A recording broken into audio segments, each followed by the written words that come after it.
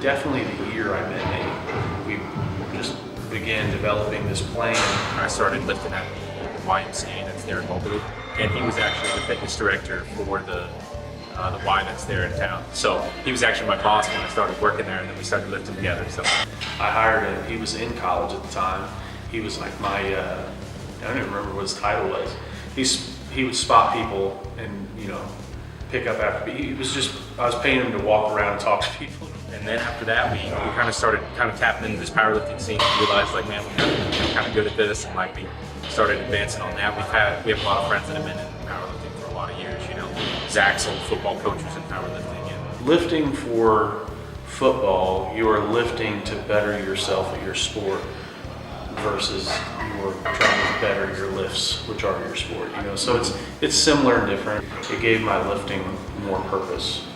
You know, after there wasn't a competition every Saturday. You know? And we realized, like, man, like, you know, we're going to do something with this. There wasn't really any, you know, gyms that were like focused on strongman and powerlifting in the area, really. So that's when we decided we were going to, you know, open up our own thing. So as non-commercial as possible, we're trying to keep it grungy, and we're going to try to make a place where people can. There's going to be chalk in the air. There's going to be loud music, and there's going to be people slamming weights. What's different for me was I was never friends with my opponents. There's a ton of camaraderie in the sport of powerlifting, and I think part of it's just I mean, it's a friendly thing, but you're competing more with yourself than you are really the other people in your weight and age divisions. It's about, can I beat my numbers from 6 months ago? Nate's got me doing 8 sets with squat racks. I enjoy deadlifting. It's like there's just something about like getting your mind right and then ripping something off the floor. You know, it feels really good.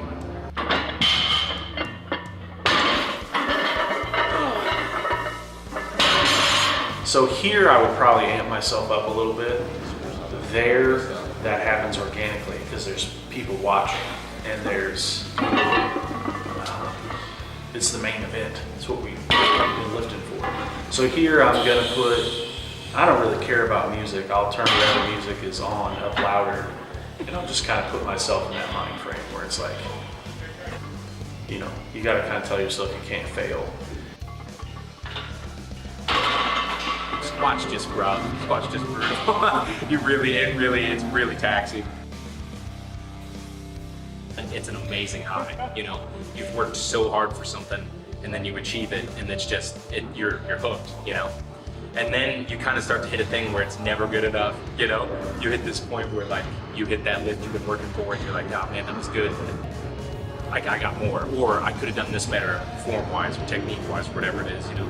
So it's funny how it started like hitting PRs or like getting better at something. You start to then become kind of more critical.